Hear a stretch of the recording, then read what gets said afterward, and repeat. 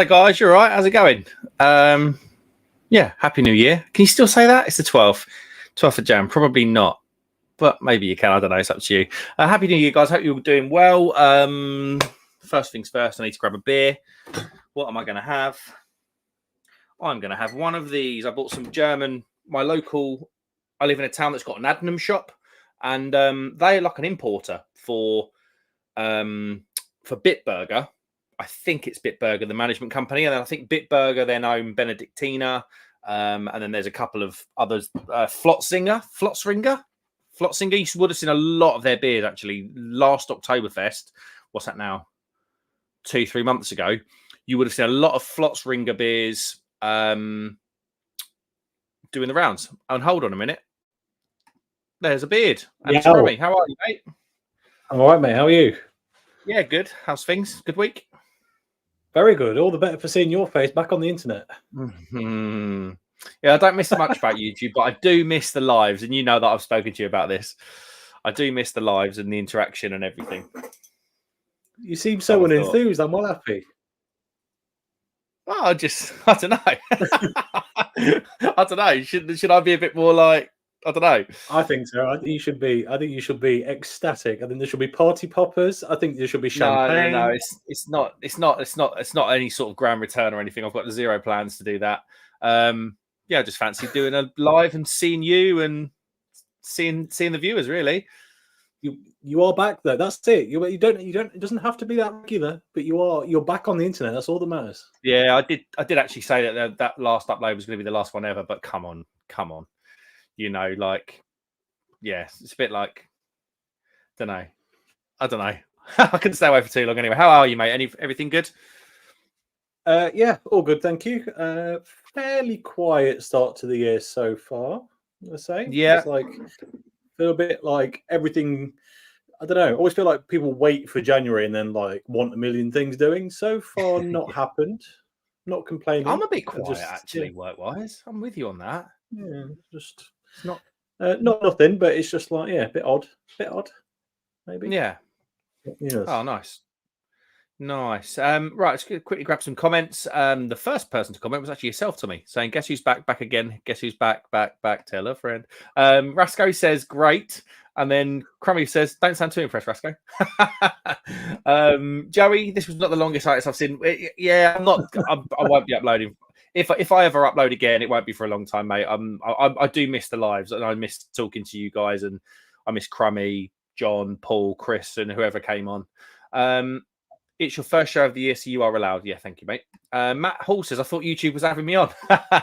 Yeah, thank you for coming in, Matt. Andy K, how you doing? What's going on? You're back. I was crying the other week. Now I'm rejoicing. I'm sure you weren't, Andy, but thank you for coming in, mate. And yeah, I appreciate you sticking around. I did lose a few subscribers naturally. Not that I'm all that bothered about that, because I kind of said I was going to go. So, but yeah, thank you to anybody who stuck around. I appreciate that. I had you take back all of my "We'll Miss You" Mark shirts, Matt. Yeah, I know. There'll be, yeah, you never know. I don't know. Matt Hall says, "Well, hey, the boys are back in town." Absolutely, Matt. Thanks for coming in. Happy Friday to everybody. Paul Greenwood, oh my God, you're back. Hello, Paul. Yeah, just doing the lives as I explained before. Let's get the band back together. John is never normally that far away from YouTube live, so I imagine he will probably show his gorgeous face at some point. If he's not seen the message, there'll just be an antenna on the back of his head going, "There's one somewhere. Where is it?" He'll be twitching like that. He'll be like, "Something's wrong. He'll know. Crummy has just cracked. Now, is it called it's not called Thornbridge, is it? Hybrid. IPA? Highbridge, that's it. There we go. Glen Speen, all of Glen Speen beers are a 7 out of 10 purely because of how good the water is. Yeah, they are. To be fair to them, they've done what I think most breweries should try and do, which is create a core line that's actually good, and then it is good. We get bigger and then start experimenting. Yes, okay, it's not the most exciting IPA in the world, but it's solid and reliable, and it's very tasty. Yeah. I do really like it because it's a bit more malt forward, so it just cater to my taste a little bit. But yeah. I think you'd be pretty disappointed if you were up in Scotland and you saw that and you thought, oh, this is going to be a really modern American hopped IPA, you'd probably crack it open and be like, huh. But what it actually really is a really, really good British IPA. You know, slightly more malt hop balance, beautiful water quality. It literally tastes like they've plucked the water straight off the side of a glacier and put it in a bottle. It's like it's that good. Yeah. Talking of water quality, Yes. brings me on to Verdant. Now, some of you will know Okay. Verdant. Do I have a can? One of the old cans. I've normally got the old can rattling around here. Verdant and my local big brewery, Adnams, bought out a rye IPA recently called Evening Gleams, and to be honest, it was pretty boring. You very rarely use the word boring where Verdant are concerned, but yeah, it was. Rye's tricky, it was just, though, I think. Yeah, it really is. I mean, it was never going to be the most hoppy, fruity. Rye's kind of got this quite bitter, burnt bready kind of thing, and that obviously kills a lot of the other flavors. For me, that's what I find in rye IPAs, and it just tasted like the rye IPA that Adams released 3 or 4 years ago. Do you know what I mean? It tasted, yeah. So when I started getting my knickers in a twist over trying it, it just didn't live up to the hype that I kind of built up in my head. However, I went in Adnams today to pick up some decent German beers, which I did. I got some Benedictiner Hell and I got the Benedictiner Weiss.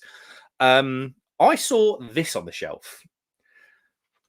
So this is, if the camera is going to let me do it, let me do it, you pesky devil. This is a Verdant and Adnams ESB. Now, the eagle-eyed viewers go, that looks like a Verdant can wrap. And it is. Yeah. So this is actually an ESB at 5.5% brewed down in Penryn. So I'm kind of thinking, and Verdant have put their hand towards a lot more traditional stuff recently. They've got a British pale ale, or more of a British pale ale on cask that's a permanent run, and they've also got a bitter on cask now that's on a permanent run. So I'm thinking this could be quite good. I'm hoping anyway. I think that'll be solid. Because is that a collab as well? That one. Sorry. Yes, that is a Verdant and Adnams collab. Yes. So if Verdant are brewing it, then I'd be very surprised if it was just all very Verdanty in nature and heavily hopped, because otherwise, what's Adnams really got to do with it? So I think that might be quite a good balanced beer. That. Yeah, I'm really hoping so. I've just cracked it's a horrendously dirty glass. Everyone's gonna have a go at me. I've just cracked a Benedictiner Hell, and that is an underrated beer for me. That is £2.40 a bottle, I think. Where'd you get that? My local Adnams shop. No, the Benedictiner. Yeah, Adnams. Oh right, okay, fair enough. Adnams, I believe, are either just an importer or they're an importer and distributor for Bitburger. And Bitburger own a lot of other brands. That's what I was saying as you came on. I think the brands that Bitburger own are, one of them is Benedictiner and the other one's Flotzinger. Yeah. And there are a lot. I noticed in this year in particular, I noticed a lot of Flotzinger beers. Or is it Flotzringer or Flotzinger? I can't remember. I noticed a lot of Flotzinger beers in the UK this year in particular. So, yeah, I think they might have come through Adnams. Okay. Interesting. Yeah, boring beer chat for everybody. Let's get a couple more comments. Joey says, today is a holiday for me because Monday is the regular holiday. Today is my in lieu of day off. Oh, nicely done. What's the holiday? Is it? It's not Memorial Weekend, is it? No. What's the holiday in America, Joey? In January? Yeah, I don't know. Yeah, I'm trying to think. Paul Greenwood, I've missed Paul's LOL lives as well. Yeah, Paul, because Paul's obviously, I say just got the job. He's probably been working at Creative Juices now for 18 months, I'd guess. Paul's obviously availability to do the Friday and the Saturday, because he used to do the Saturday daytime lives, didn't he, back in the day? Yeah, his job means I think he works Friday night, Saturday day, and then possibly a bit on Sunday. So by the time he comes home on a Sunday, he's ready to go live. So yeah, if anyone's missed Paul's lives, they probably, if he goes live, it will most likely be a Sunday evening or like a weekday evening, from what I gather. Andy Cage is alive every now and again. Seems a great compromise. Yeah, I mean, I do love it. It's part of my social schedule, if I'm honest. Whether that sounds sad to you or not, I don't know. But yeah, I was literally saying to Crummy the other day, I was like, the one thing I do miss from YouTube is having a beer with some mates on the screen, and then obviously you guys chip in and you comment, and it's brilliant. I absolutely love it. Henry, grilling and chilling with Henry. Cheers, all. I'm just on the wine. Oh, go on, Henry. He's on the Merlot, but he prefers a Cab Sauv. Tom I'll go the way round for a Merlot. Chat. But fair play. Both good. CJ, the man who follows some amazing Instagram accounts, says, typical you go live when I have no beer in. Sorry. That's all he's known for. Honestly, it's so funny. Like, I'll be scrolling through, it'll be some absolutely unbelievable American cheerleader, and I click on the profile, it goes, also followed by CJ. Every time. Love it. Henry says, Mark, great to see you, brother. Yeah, thanks for coming in, Henry. Great to have you in. Happy New Year to you, man, and to you. I was just saying, are we still saying that? It's the 12th, isn't it? Yeah. Hey ho. 111, how you doing? He's back. Yeah, only for some lives, mate. Probably not going to be uploading for a long time. But I was saying to Tom, actually, I'm off to Munich in beginning of March. I'm off there on a beery trip with the boys. It probably would be flipping criminal if I wasn't going to take the GoPro out of Munich. It would be criminal. So yeah, it would. That might be the one that breaks. That might be the one that breaks the break. Hello, Crummy. Cheers with an Isla Negra Merlot. Very nice. Is that going to translate to Black Isle? Isla Negra? It looks like it, doesn't it? I don't think that's what they call it in Scotland. There must be a different Isle of darkness. Very warming. Time for the obligatory stuff. Absolutely. Don't forget to smash the like, subscribe, and share. It's free of charge. Thank you. Yeah, if everyone could like the stream, that'd be amazing. I'd appreciate that.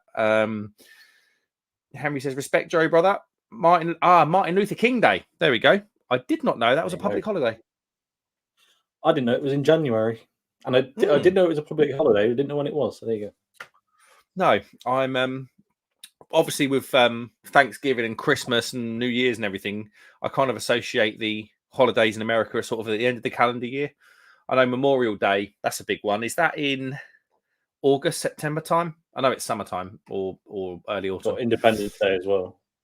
And Independence Day, yeah, but we don't talk about that one over here, do we? Boo. Right. Joey says, hey, Henry, bro. Henry says, Happy New Year to you, man. Joey says, same to you, brother. Respect, bro, says Henry with a thumbs up. Cheers, all. Mersey Beers, cheers, Mark. Don't call it a comeback. I know, I'm sorry. Sorry, yeah. No, I'm not sorry, actually. Sod you, Mersey. Rasco says, super brilliant, amazing, and great. How's that for being impressed? How you doing, Rasco? I want more passion, Rasco. More passion. But otherwise, it's Rasco. Good. I do apologise that I never got back to you about doing some podcasts with you. If I'm in touch with you, on the 10th of December, I went out to Norwich on a good beery trip. And Tom knows where this story's going. And on that beery trip, all the lads decided to go to this really amazing sandwich place called Bodega on the Norwich Marketplace. I decided I'd have a Chinese. Only one.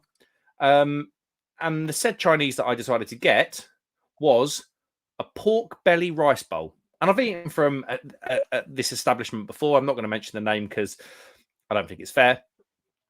And then 24 hours later, I was feeling rather rough. And then I spent the next 5 days feeling rather rough. And then I had 4 days feeling kind of rough, getting better. And then the bowel started. And I actually went, the doctor made me count. I went for a poo 41 times in the 24-hour period because the bacteria was still in my body. So pretty much from the 10th of December, it was an absolute write-off until Christmas Eve. And when I say write-off, it was like, yeah, pretty bad. I should have bought shares in Andrex before the illness because I'd probably be a rich man now. You should have bought a B-Day. It'd have been cheaper. It's true. Yeah. How I didn't end up with ring sting, I don't know. From too much rubbing, wiping, I don't know. Sorry, too much information. I do apologise, but that was the severity of the situation. Henry says, not just a woman's drink, referring to wine. No, not at all. Not at all. I like wine a lot. I've often considered doing content on wine, but I feel like that is an area I really don't have enough expertise in. Not that I have any in the areas that I already covered, but I don't need to add another one that I don't really know about, so it's fine. You've got a very good tongue and you're very articulate, so I think it probably would suit the whole wine thing. Maybe one day, perhaps we'll see. Could it happen? I mean, imagine, just off subject, guys. Imagine cheap supermarket content. Imagine it. Wine's even more problematic than beer, though, because like the reason that I really like doing whiskey stuff is because you buy a bottle, you do a taste of it, you do a review of the single thing, and it goes back on the shelf, and it lasts for ages, and you bring it back out and you do it side by side, and you do that over and over again with one bottle. Beer's good because each item is relatively cheap. Sometimes, not always, but usually relatively cheap. So using the whole thing for one video is okay. But wine, as soon as we surpass, 6-7 quid a bottle per video, that's going to become problematic, and it doesn't last that long. So I don't know. We'll see. I hear you. I do hear you. Yeah, you're going to have to almost like plan 3 videos for one sitting, aren't you, to maximize that bottle of wine? You can be, I don't need that extra level of alcoholism in my life at this point, but maybe one day. Who knows? We'll see. Yeah, that's true. It's true. Tom once cut himself right next to me, and I got drunk off the fumes of his blood. So yeah, he doesn't need it. Matt Hall says I wasn't prepared for this. I'm in the gym. Me too. Well, yeah, honest. Jim Beam. It's got the thumbs up. Joey says, I have a friend in Germany. I should pay her a visit and come and see you guys. You absolutely should, because flights when you're in Europe, Joey, are cheap. You could probably get a return flight, depending on where she is. I mean, you could probably get a return. What's the furthest airport away from here? It's going to be like Munich or Nuremberg. You could probably get a return trip to Munich for 50 quid on the right day to London.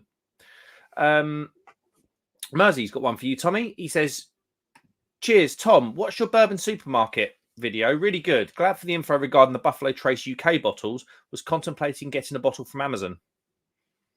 The Amazon ones are the same as our supermarket ones. So wherever's cheapest, if you're going to get one of those.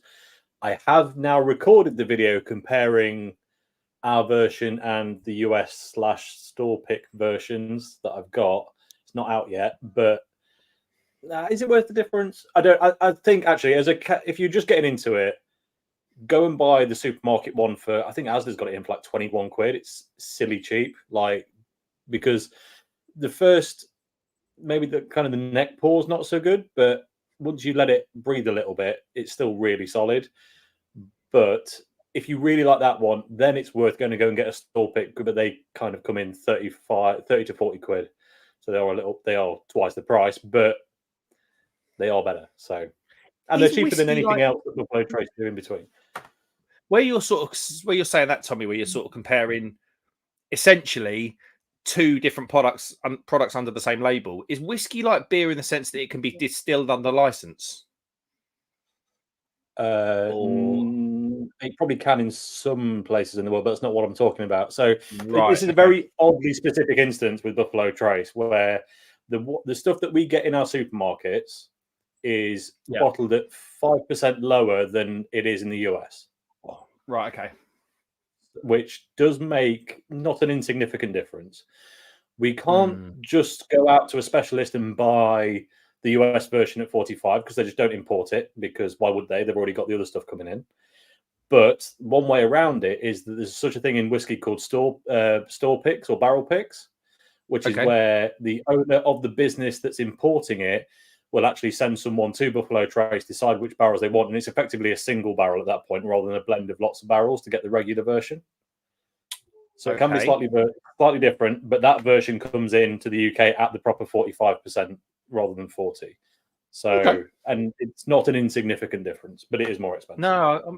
No, I think you're probably right. It's if whiskey's at around 40%, or 40% ABV, and then you add another 10% on top, or 12% on top.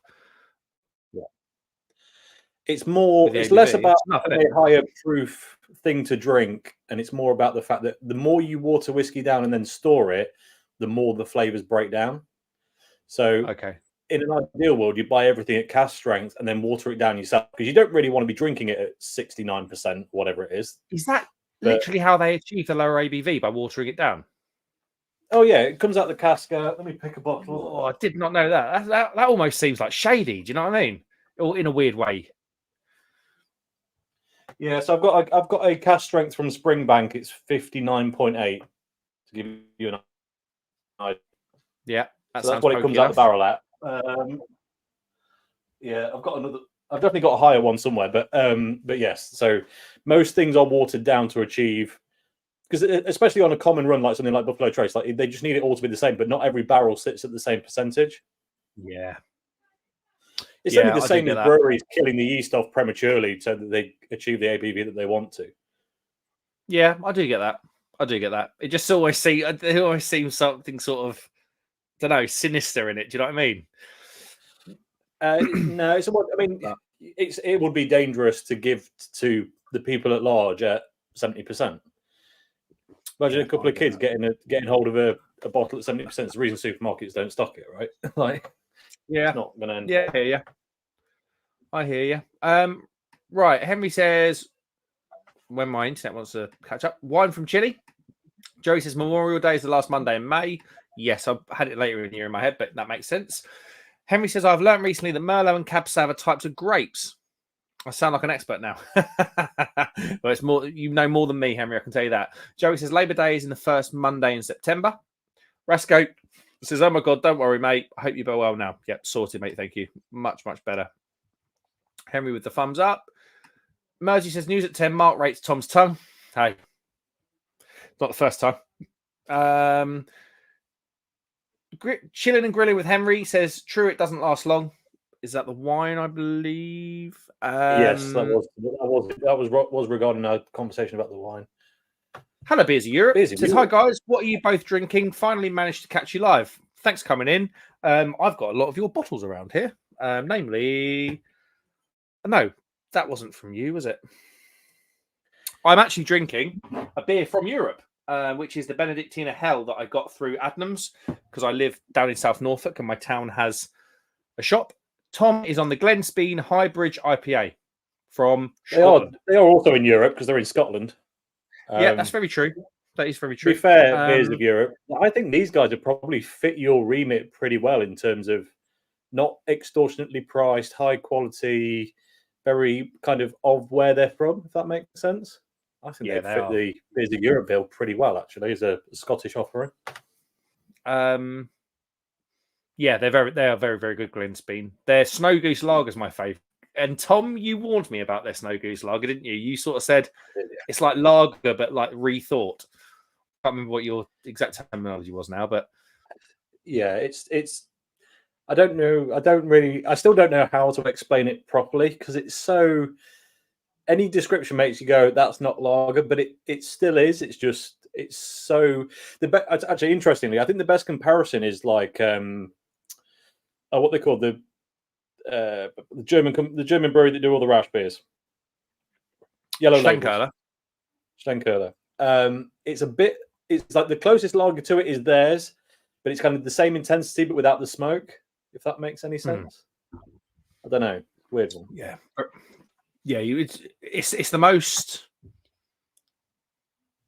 kind of jarring beer that I've had for a long time. Normally, to get that level of intensity out of a lager, it's normally an IPL or it's a hop lager, but this isn't. It's almost out of the water. It's kind of got that heather peaty thing to it, but yeah, it's absolutely lovely. But hello, Busy Europe, and thanks for coming in.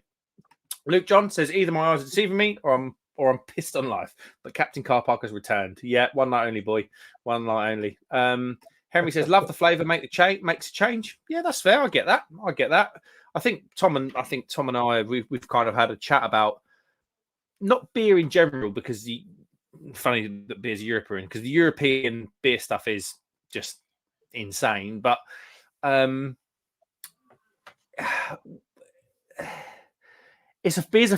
British craft beer is a funny one, isn't it? I think it's gone to a place now where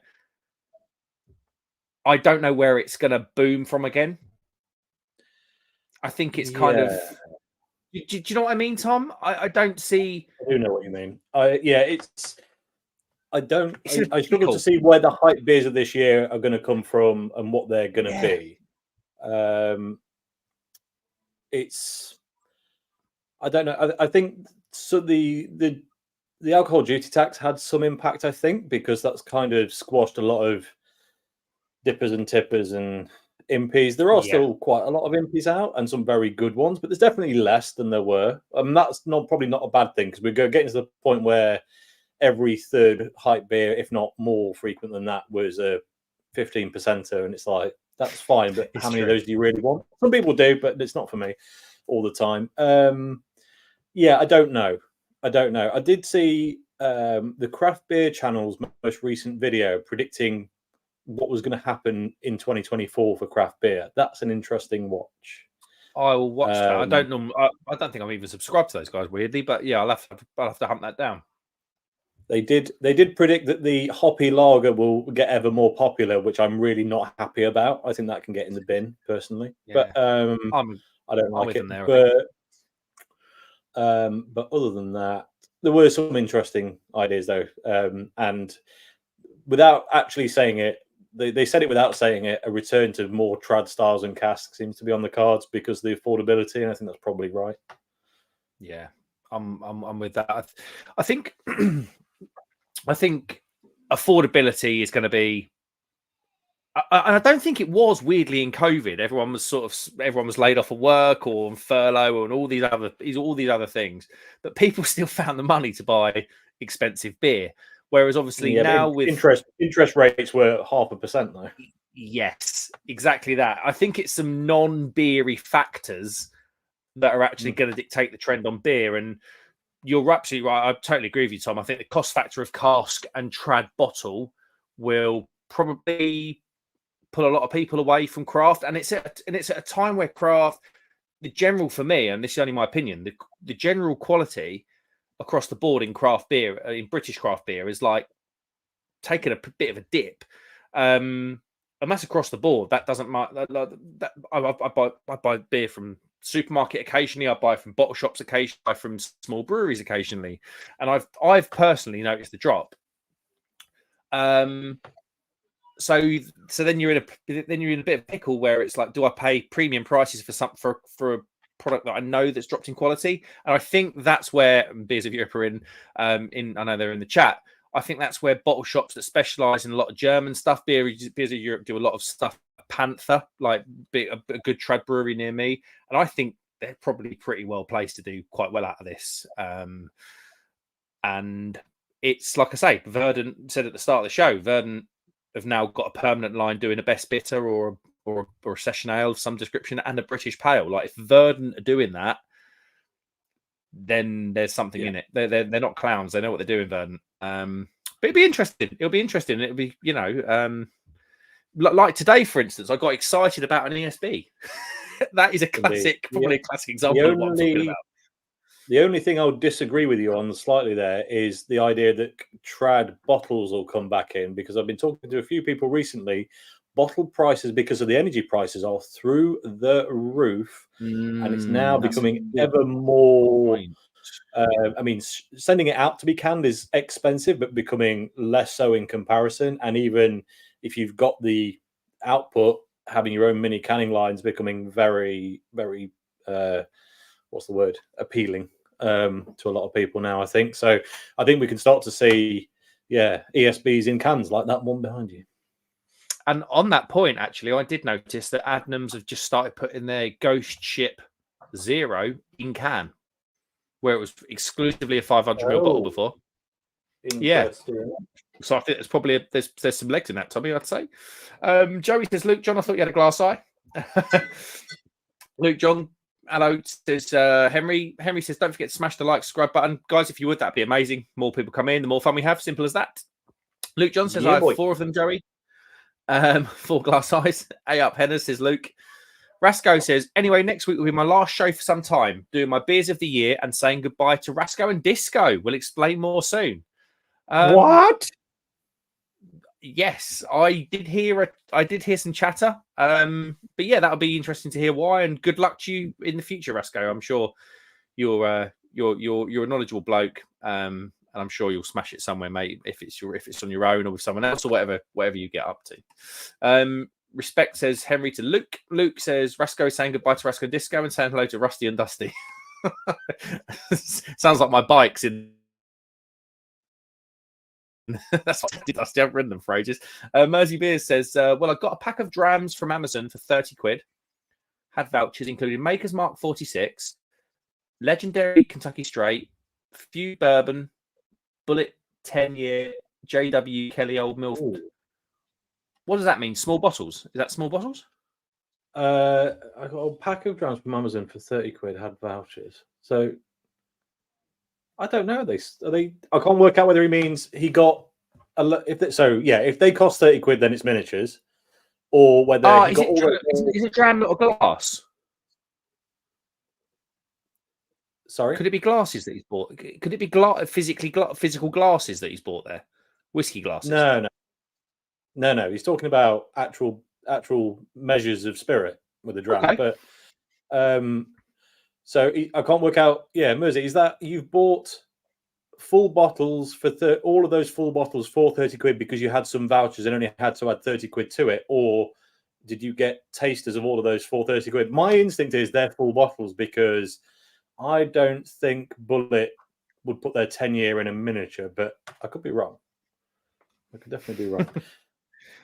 Tom's getting twitchy because he's about to jump on Amazon and get the deal that Mersey got. Yeah, I know exactly they're miniatures for 30 quid. We're going. We're gonna.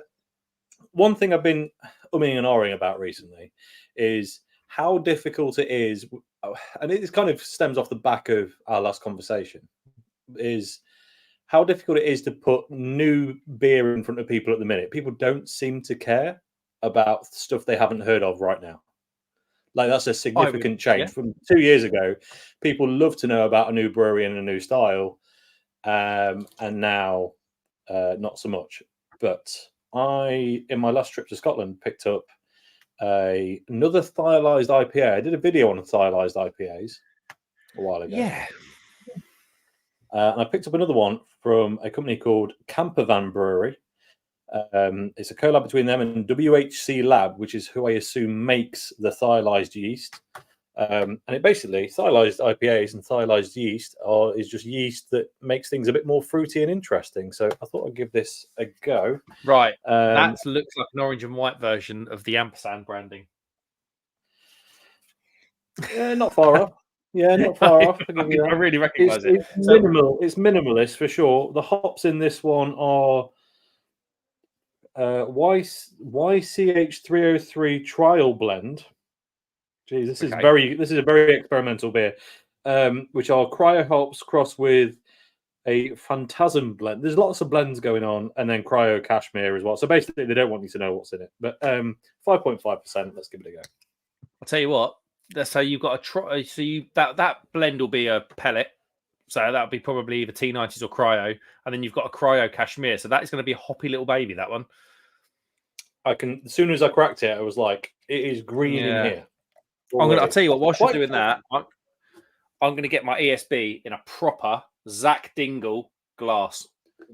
You leave your Zach Dingle alone on camera, sir.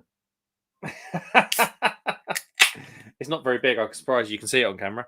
Let's get it in. 5 times zoom. Can you see the absolute garbage that's come out in that? Oh my God, look at that. Filth. That pure filth. That does make me happy. And also the way I've poured this beer also makes me happy. And some of you will start slagging me off. No, that looks good. ESB, I'd be happy with that. And a bit of domage as well for Tom, because I know he's all about that. That is very nice. Mersey just sent me the link. Thank you. I will check it out after this stream. Look at that. Oh, that's... Oh, yeah. That's good, that. This is so hoppy, I feel I'm going to regret it tomorrow. I don't know if anyone else gets this. Heavily hot beers definitely give me more of a headache. Yes, I am with you. I'm absolutely with you. Whoa. They use rye malt in that.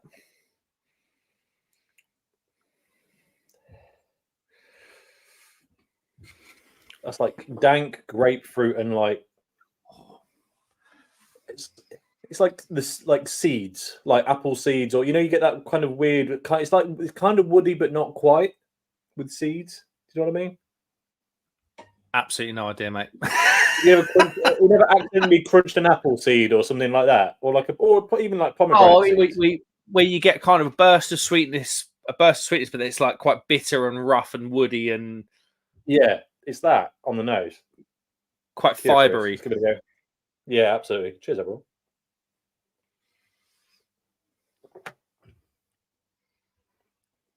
Okay, that's good.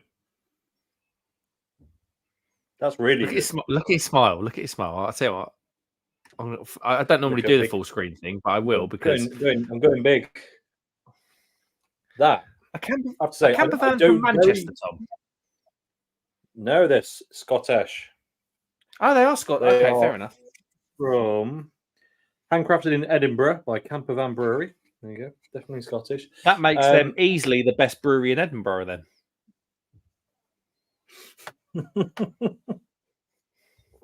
It's possible.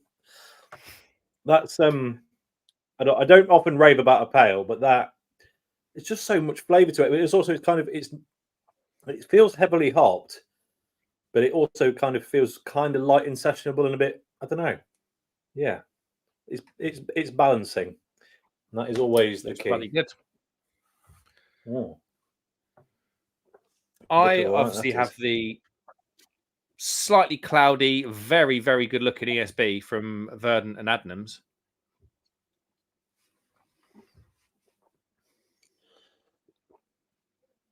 She's a punchy little girl. I'll give her that. Nice caramel, bit of treacle, very malty up front. And then the back end, I don't know if it's a hop bitterness, but it's almost, if we go back to it, Tom, it's almost got like a bit of that rye, kind of ashy, drying bitterness at the back. I mean, it is hopped with... That's normally hop driven in a ESB because none of the malts are dark. It normally is, and I'm with you, but it's just got that really telltale, like, if you tasted a beer and you knew it was a rye beer, you just know. There could be rye in it. Unfortunately, they don't list the malts. It's hopped with, obviously, all on the hot side. No dry hop in here, obviously. It's got Admiral, East Kent Goldings, and Fuggles. I'd be surprised if there wasn't rye malt in that. And it's a lovely dark ESB as well, slightly cloudy. It's definitely a craft. It looks bang on trend. If I kind of had visions of a Verdant ESB, it would be this. That's very, very good. That's very good. The sort of beer that you'd look very good with if your clothing choices look like you'd fallen through a charity shop. Like, it's very hip. Yeah, very hip. Badly fitted ripped jeans and one of those like hippie tops and long curly hair. You are absolutely winning. I guess comments as well behind. Henry says, Luke John, respect, brother. Luke John says, Rasco saying goodbye to Rasco. Right. Luke John says, actually, we had a chat about this only today, Tom, didn't we, on the phone? It was yesterday, but yeah, you just want to let you know that your connection has just gone a little bit glitchy. You're a bit roboty. Is it back? Is it back? I think so. I think you're okay. Okay, yeah, go on. We'll run with it. I can see the annoying little signal thing. Hold on. Hold on. It's not worked. It's not worked. He's going to go and try and do something better. I'll fill in while he does that. It's almost putty time. It returns next week. We were having a chat about this yesterday. Can we have a quick show of hands in the comments? Who is actually excited for putty? Just reply either way. Say putty yes, putty no, just whether you're interested or not. Because I think last year it kind of had a bit of hype and then kind of fell off quite quickly. This year, putty no. I'm definitely not that. Yeah, not that bothered. No. I definitely like if it ends up on tap somewhere that I go, and I've seen where it is in Nottingham. There's only one place, and it's the most overrated craft bar in the city. So I probably won't, but we'll see. What is it? No, Mark, you are. You not just nailed you. So, oh, for God's sake! Am I Can back you connect with to your phone or something? can try That'll be hotspot. even worse. There we go. I should be back now. Looks all right now. There we go. I should be back now. Looks all right now. Yeah, you've just come back in. You're okay. Yeah, I'm not entirely sure what's happening.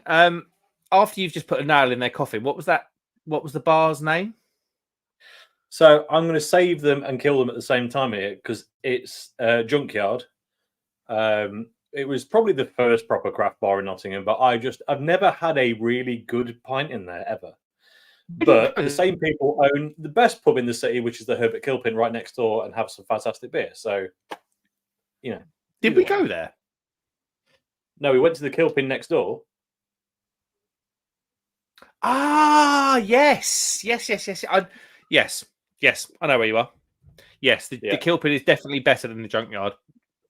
Sorry, I was getting confused with what was that one we went to and we walked straight out again when they were serving like Jubel Peach, which was the most crafty thing available. What was that? So that was Bustler's Street Food Market. They weren't claiming to be a craft specific place, but they were trying to be trendy, but kind of not quite doing it right. I think I'm with you. I think I would be if I was local enough to an establishment that was serving putty on keg. I probably would have a go, but I'm not buying it again on can. Like Tom said, actually, Tom said in our group chat the other day, the biggest misconstrued thing about putty is it's not the beer that Verdant think is their best. This is a beer that goes probably was it Verdant's original beer, Tom, or it was the first beer that got Verdant recognition. There's some sort of marketing thing in there, and it's a very.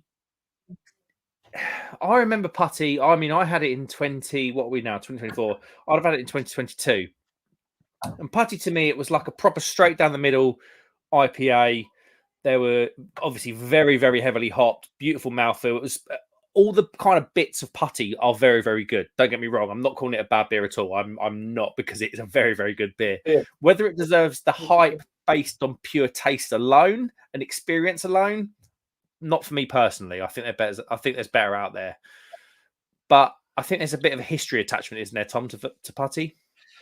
As I recall, it was the beer that got them properly recognised at one of the big beer festivals when they first kicked off. I can't remember which festival it was or what year it was, but that's in the back of my mind where it came from. And it's just a throwback they do every year as kind of an acknowledgement of that's what got them to where they are, I think. Yeah.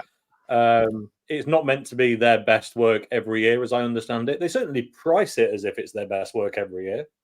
But, I do get it though. I do get it, and let's be perfectly honest about Verdant. For me, there is not a brewery that's done it for as long as them, and as good as them, and as consistently as them in the UK. For me, there just isn't. You can throw all sorts of names at me in terms of craft, right? So there's definitely some trad brewers and sort of breweries that derive from trad that done very good craft. There's some very good breweries out there, and I'm going to shout them out. I understand Blue Monkey was sensational cask back in the day, and they've made that transition into craft really, really well. There's certainly a few breweries like that have done it. Yeah. But talking straight craft, Verdant are the pin-up boys for me.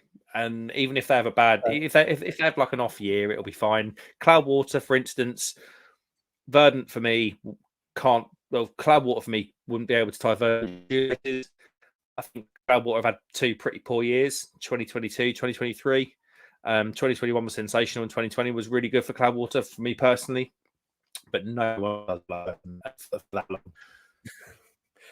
Oh, Mark, your connection. You were very near to making a great point, and then the last three words just went to robot voice. And that's why I've got 6 fingers in each hand. Right? I'm joking. I was just going to say no one's done it like Verdant for this long, and I know this is going to jar a few people. And I mean, track are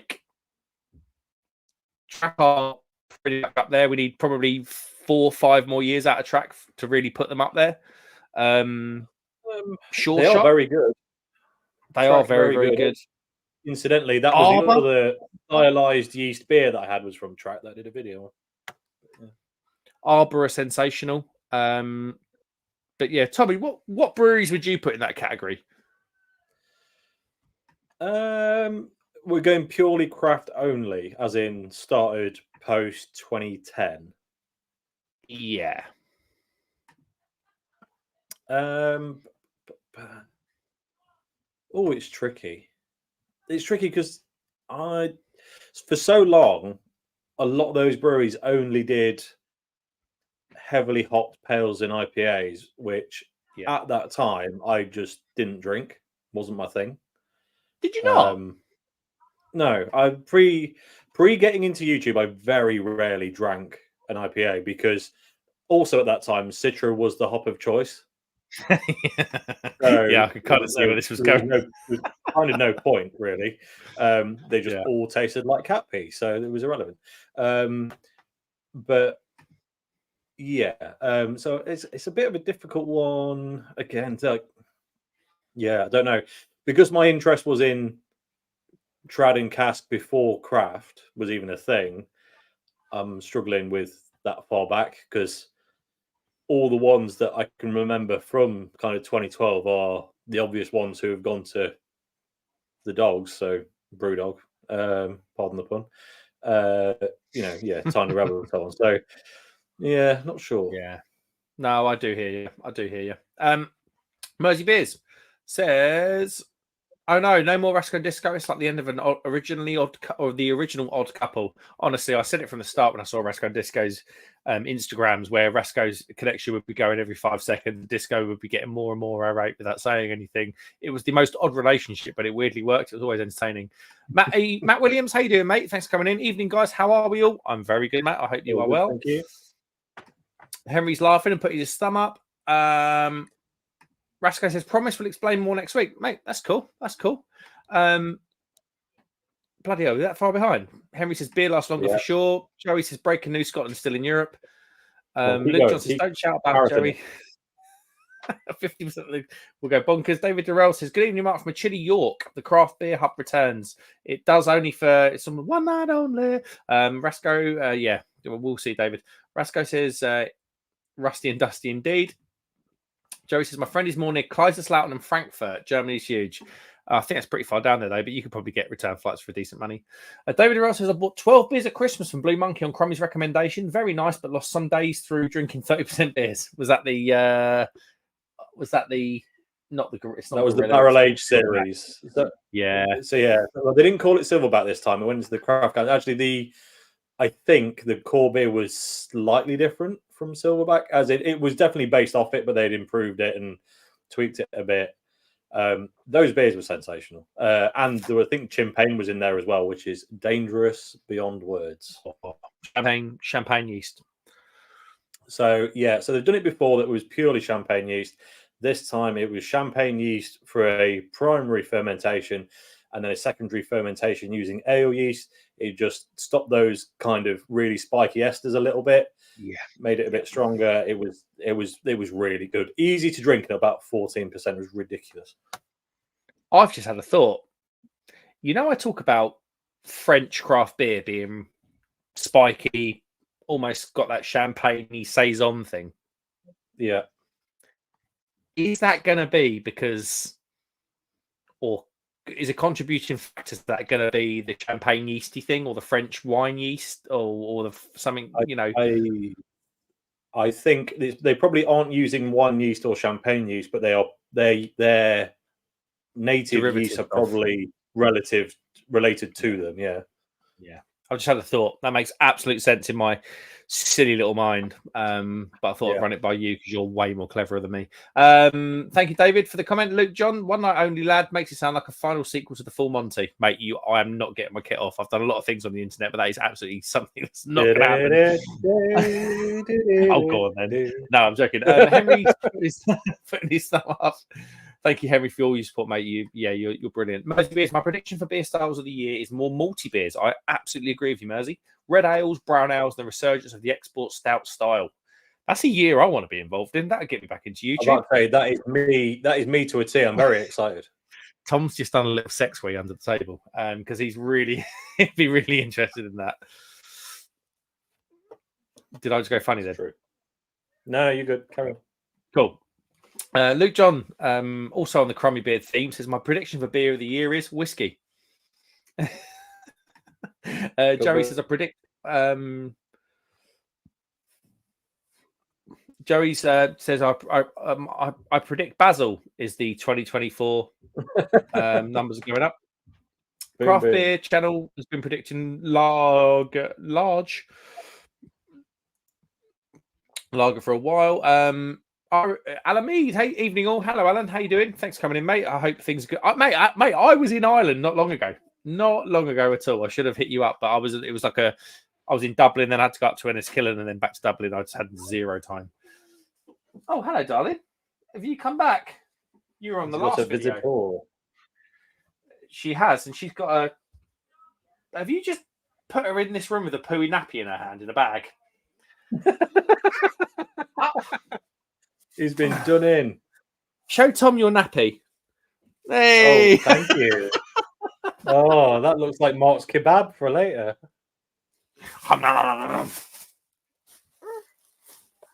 Oh, that's a pooey one. I can smell that. That is absolutely disgusting. Can't believe it's done that.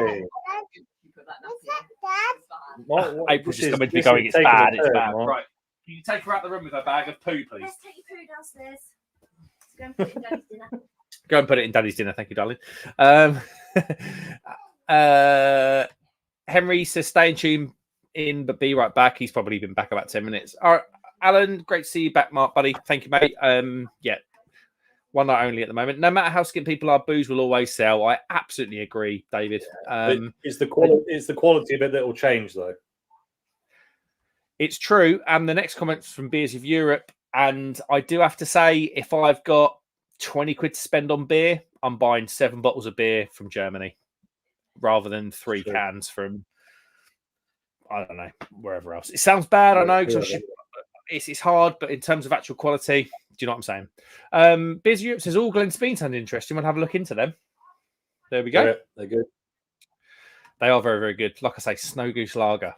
Oh, it's good. Mersey Beer says, yeah, Mark, that Titanic and Thornbridge ESB looks good. Have I? That's a pretty good collab. Is that actually a beer, is it? Yeah. Oh, I think they have. Hold on. Tom is going to do Dictionary Corner because Dictionary Corner's not here. Come back to me, Tom, in a minute. Yeah. Mersey Beer says, Ghost Ship Zero has been in 330 cans for ages. Oh, sorry, mate. I only saw it in my Adnam shop recently. I think it was a 4-pack exclusively. It was exclusive, both Tesco and Booths. That makes sense. Booths are only a normal thing. They're going to 5.3% ESB called Carpathia, and it looks. Sorry, one second. Let me shut this door. That's the there you go. That's the pump clip. Looks very nice indeed. I have to try and find some of that. Right, let me try and find where he is in the comment. Oh no, he's back. He's back in. There we go. Sorry. Mersey says, yeah, dram to 30 milliliter bottles, but they are measures rather than miniatures. £30 is tasters. Yeah, I'll get that. I think that's pretty good. And Mersey says, I'll send you the link, which I presume Tom has already got. I have got. Thank you. Matt Hall says, Masters of Malt sell by the dram. There are short little stubby sample bottles. See, I'm not a whiskey person, so this is a bit of a car crash education for me. Luke John Frost says, I've had more than enough whiskey lately. Can't have a beer, but I'm allowed 8 units per week or 8 drams. Mate, I'm sure a dram's more than 1 unit.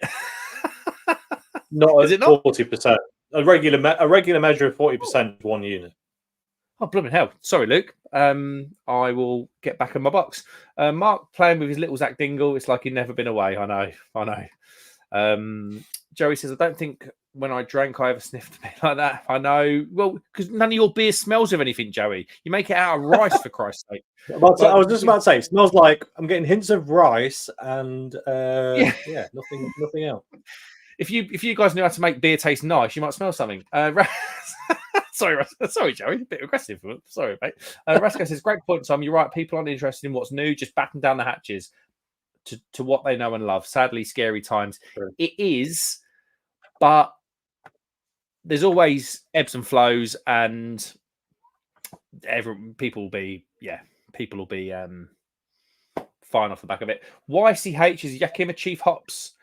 Cryo blend is their own priority blend. We should have spotted that, really. Yeah, I've been out. I've had my head out of the beer game for a while. However, some chemist who likes beer reverse engineered However, some chemists who like to be reverse engineered it. Right, sorry, the majority of it is Idaho 7, aka the best hop. Yeah, it's a good hop, It is Idaho good. 7. It's good. Not as good as Sabro, though. Hate me in the comments, please. Luke John Frost says, I love trying all different beers and styles, but then I reach a point where the majority of beer just tastes the same. I blooming hate Citra. We can start a support group, Luke. It will call though Friday Night Live like the old lockdown days. Absolutely, why not? Thomas Flynn, all the old boys are in. Nice. When did you decide to come back? Literally, probably half an hour before this went live. I was down the road and I was like, I could do a couple of beers and go live. Literally, Tom, wasn't it? I put the link out to you literally half an hour before we went live. It was 4:30 when he sent it. Yeah, it's true. Neil Long, how you doing, mate? Neil, what a bloke. Well, this is a pleasant surprise. Hello, everybody. Hello, Neil. Thanks for coming in. What a bloke. What a bloke. Goes on too many holidays for my liking because I get envious, but it is what it is. Joey says, Tom, tell us about a time you encountered a difficult customer. Tell us what happened and what you would do differently and what you have learned as a result. Oh, if I get difficult customers, I just ignore them and go and do work elsewhere. That's it. I don't try not to work with the public, Joey. It's a bad thing. Luke John Frost, Putty, hell yeah. Join the bandwagon, boyos. Matt Hall says, Putty, well, yeah. Mersey says, I'm not excited, but we'll be picking up a can. Yeah, kind of that. There is that kind of like curiosity thing that's linked to Putty. I do get it. David Ross says, Putty, I thought you said footy. What football? I don't like football, mate. I'm a Charlton fan. So, yeah, we're terrible. Mersey Beers says, I think they may do a black IPA version a couple of weeks later. Interesting. Maybe. It's another It style I'm not that bothered about. I think the black IPA would, bear in mind it's a proper hop showcase beer. I think they might do like a sessionable pale version if they're going to do a variant because it fits in with the licensing. I'd be surprised if they'd done a black just because of the malt and the flavour that comes off the malt. I just don't think it'd be balanced. But yeah, fair. I mean, I don't know. I've never had a black IPA that I thought was well balanced. So that's all of the whole point. Well, I think not, is to feel weird. I don't know, but yes. I'm with you. Luke John Frost, the triple IPA was good. Both were good beers, but until the Even Sharks Need Water comes along, yeah, that's their double IPA version. Yeah. Because, yeah, Sharks is a 6.5% IPA, isn't it? Matt Hall says, I'm hoping Brews of the World get it on keg. They might. It'll be very limited and very fought over, I'm sure. No Long says, hello to Mersey Beers. If you go on Verdant's socials, they've got a list of every pub that's getting it. Yeah, I'm sure he's not in tonight, obviously, because David Wilson. There'll be someone near David Wilson that has it. his locals always get it. He's always got the good beers. Mersey says, hi to Neil Long. David DeRoe, it's all going max headroom.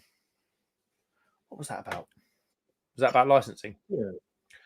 Mersey says the Colonel done it for long and more consistent than Verdant, but aren't hype. I just don't think Colonel. Right, take the Colonel dark beers. I genuinely think Colonel's dark beers are amazing. Their pales and their IPAs are, for me, bog standard. And this is going to jar a lot of people, and I do apologise. I don't get the Colonel hype. I really, really don't. That is a name that I'm going to say the opposite. I just don't get it. I think their pales are pretty good, but their dark beers are overhopped and undermalted for me. I had an export stout from Colonel recently where I was like, oh yeah, this is like home. Weirdly, I don't know why. I just think Colonel as an entity don't excite me. They do not excite me. They're annoying with their annoying labels that pubs have to stick on other breweries' things. They're just a bit of annoyance, Colonel. I need to wash this glass out. 1 sec. Do it. I'll swallow it, you dirty man. Luke John Frost, can someone rub a spud? Mark's Ruta, I know, I'm sorry. Neil Long says, Mosby's Colonel, that's a good one. It's not for me. Max, how you doing, Max? Good afternoon, gents. Good afternoon, Max. Thanks for coming in. Neil Smith, how you doing, gents? How you doing, Neil? Evening, gents. Happy Friday surprise. Thoughts on Brewdog giving up paying real living wage. I saw the article, but I wasn't going to read it. I didn't read it. I've read it. It's well, they say they need to do it to make the business financially viable. They're everywhere. If it's not financially viable, then I don't know what that says. To be honest, it's an interesting. If you've got to make your business financially viable by stiffing over your staff, I don't think that's correct. I mean, they could try making it viable by making some nice beer for a change. Just a thought. Well, there is that, and granted, they were very good back in 2017 or whenever they introduced doing that. They were very good, and they were probably leaders. But I think it's just another retraction into like the normal world for Brewdog when they were like the punks, blow up cans of Heineken on the firework. You know what I'm saying? Luke John says, typical Mark, 3 months behind on the chat. I know it's 2 months now. I'm catching up. David Durrell says, I've had some good hand-pulled draft stouts this Christmas. Yeah, there's been a lot of that. Cask stouts. Seems to be the trendy thing at the moment. One was only 3.4% and very nice. To hear it's been a bit of a thing this year, isn't it? I've definitely noticed a lot more sort of mild porters and stouts on cask when that one just never would have been a thing. Maybe miles. Luke John Frost is Mark chewing on a diaper. Classic Rodders. I know. I am hungry. I haven't had dinner. Joey says, I've heard take a poo 4 times on this stream. It has to be the stream sponsor at this point. Joey says, German beer is so good. It's true. And then Beers of Europe follow up with true. German beers have always been able to keep their high quality year after year. Our bestseller along with Belgian beers. I would... Yeah, I think founded supposedly in 1040. I know a few people dispute that claim. I mean, they've been going nearly 1,000 years, and we're drinking their beer 980 years later, and it's sensational. Yeah, it's true. It's true. I'll agree with that. Is a European business. Henry says, punch. Sunglasses. Joey says Mark is more behind the chatting than Luke John is on his electric bill. It's expensive at the moment, Joey, over here, mate. Very, very. Tommy, what you think? Probably due for another. Well, let's just wait for your internet to catch up, and I'll answer whatever that question was. Why is it doing this? I said, what are you drinking, mate? Oh, right. I've just cracked open a Black Isle can. This one was from a few trips ago, and has it gone out of date yet? Yeah, just went out of date on Christmas Day, interestingly. This is their Rolling Palace series, which is their single hop showcase series.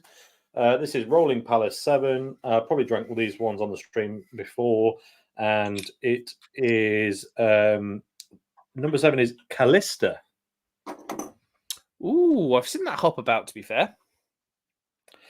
I mean, this is an older one, so it's not as hoppy as it was, but it's nice, soft, kind of bit of a melony vibe to it and a bit of apple. It's very nice. I've just cracked a Benedictine Weiss beer. Sorry, this one. I think, what is going on with my glasses tonight? They're horrendously dirty. Your glasses must be connected to the internet, mate. I'll be honest. We can't see how dirty your glasses are because we can't really see you. Is it that bad? Go and give the old router a little nudge. I'll tell you what. Let me restart the router. Tom's down the stream, and I'll rejoin in a minute. All right. Take the comment off, and then I'll flick through from there. So, where was that? I said take it off. I didn't know where he was. Hold on. Nearly found it. Excuse me. So I think that was David's comment saying, I remember first trying hoppy beers made with Citra 30 years ago. What a revelation.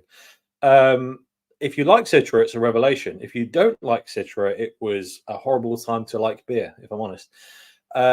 Luke John says Wayne Rooney could do a job on the Charlton boys at halftime that would give them a little boost for the second half. Oh dear. We'd say beer. Beers of Europe says Luke. We'd say the beer does first, but rate my beer certainly helps. Jimmy Rushworth's in. He says, "What in God's name? I thought you gave up YouTube a fortnight ago." Ha ha ha. He decided at 4:30 today he wanted to resurrect his channel for live streams. I have the sneaking suspicion Mark's going to turn into a kind of live stream only with very occasional videos kind of thing. He's not committing himself yet, but it's going to happen. Notice he said he was giving up, but he didn't take any of his set down as well. Just, yeah, worth pointing out. Luke John says, Joey, what's an electric bill I don't pay? Lucky you. Joey says, solar power, baby. He also says, solar power in England would be like, hey, mate, why are the lights only at 20%? To be fair, they're not bad here. They do work quite well, but yeah, it's probably not going to do everything for you. Mark has red square syndrome. It happens to all of us. Indeed. Joey says we do get sunshine, well, in April at least. To be honest, at the minute, if you put your solar panel at an angle, the sun is horribly bright, really low in the sky. So driving anywhere right now is absolutely awful. Ilkora says, Mark, you better be careful talking about Brewdog. They'll get your channel shut down. Oh, wait. Ilkora, who's that in relation to? Is that of interest? Yeah, curious. Should I be concerned? Luke says, is that Brewdog who's just taken away the living wage for its employees? Not a great company in my eyes. That is who we're talking about. Yes, not a good one. Chilling and Grilling with Henry 420 says, don't forget to smash the like, subscribe, and share. It's free of charge. Of course it is. Thank you, Henry, on Mark's behalf. Mark will be back in a moment for anyone who's just joined it. It's not just me. He's restarting his router because he's got that farmer-based internet where he has to feed straw into it for some reason. Mersey says, Brewdogs say not financially viable as they have to pay back the investment management companies who invested in them to enable to open their hotels and large new bars and manage to draw a 5-figure salary. He's not wrong. He's not wrong. Eric Granlund is in. He says, good evening. Was there a white Christmas in the UK? I don't think there was. There was definitely snow on the 27th because I had a really interesting Christmas. I was home for Christmas, drove up to Scotland on Boxing Day. That was all fine, relatively clear, bit of rain, but nothing to worry about. And then on the 27th, a storm came in. Where I was had no snow, but I couldn't even get to a shop to get any food because there were trees down on all the roads. Literally just wasn't passable, and I couldn't even drive home because all of the other roads had snow on them. So yeah, that was fun. But as for a white Christmas, no, I don't think it was. Jimmy Rush was, in regard to Brewdog, saying definitely a very different company than what they were in 2010 to 2015. Completely agree. There we go. Is he back or is he not? Is it worse than before? I think I'm back. Oh no! Oh, now you are. You are. Oh, there we go. How? Sorry, mate. Thanks for holding the fort. That's all right. We are nearly caught up. You want Il Corvo's comment at 05:58. 58. There we go.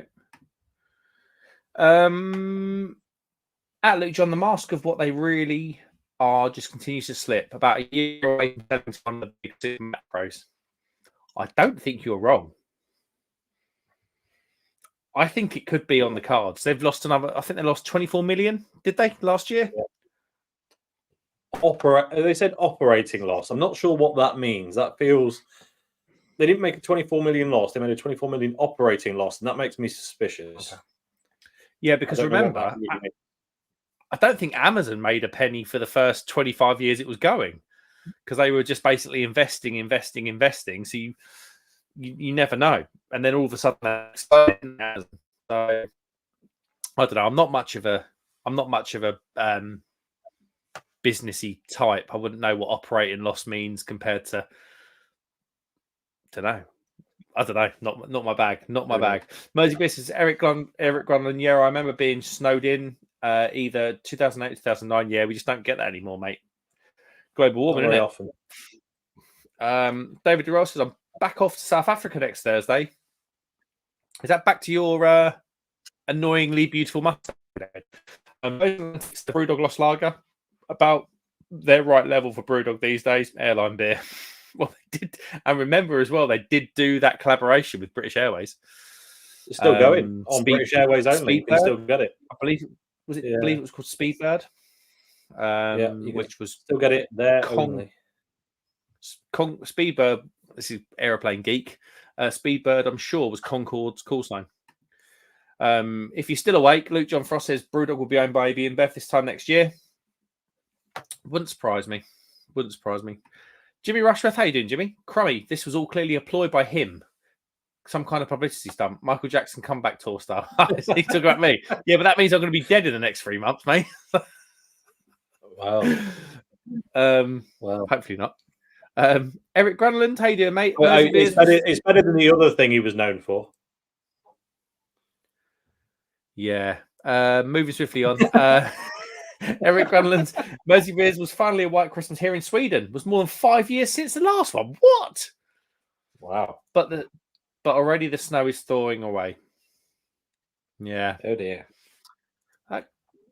Quite surprising me. I thought Sweden was, even in the summer, was covered in snow. Neil Smith says, I'm with Mark on Colonel. Thank you, mate. Just doesn't excite. The beers I've tried have been middling and don't like the branding. Just can't see how it will keep going in the broad London craft market. I probably couldn't agree more. I think they would go in London just purely because of the name. I think the name does carry weight. I think if you're into your craft beer in a reasonable way, you would have heard of Colonel. But I don't know. They're like reverse pretentious Colonel to me. That annoying brown label, and like when a pub orders, this is a fact, right? Oh, I say a fact. This is what I've heard from pub owners, I should say, because otherwise I'm going to get done for libelous stuff. Colonel don't send a pump clip; they send a sticker for a bottle on top of the keg or cask, and then the pub has to go, oh bloody hell, it's Colonel again, and then take that little bit of sticky paper and stick it to something else, and then stick it on the. It's just like it just annoys me. It just really, really grinds my gears. And you can call them. You can kind of like call them rustic or whatever, but they've not been going that long to be called rustic. It's just pretentious and annoying. Luke John Frost says, I'm in the north, Tom. We've had a cloud for 4 days straight and rain for 11 days straight beforehand. I haven't seen a blue for a while.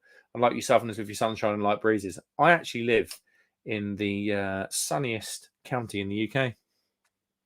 Stick that in your pipe, Luke. Oh, I live about 8 miles from what is considered the north, and so apparently there's a hard cut off for the sunshine because it's been quite sunny here for the last few days. All the clouds like blooming hell, it's Nottinghamshire. Hold up, lads. Get to the bottom of South Yorkshire, like whoa, steady on. Joey says you guys should play a game of rock paper scissors for a 5-second chug.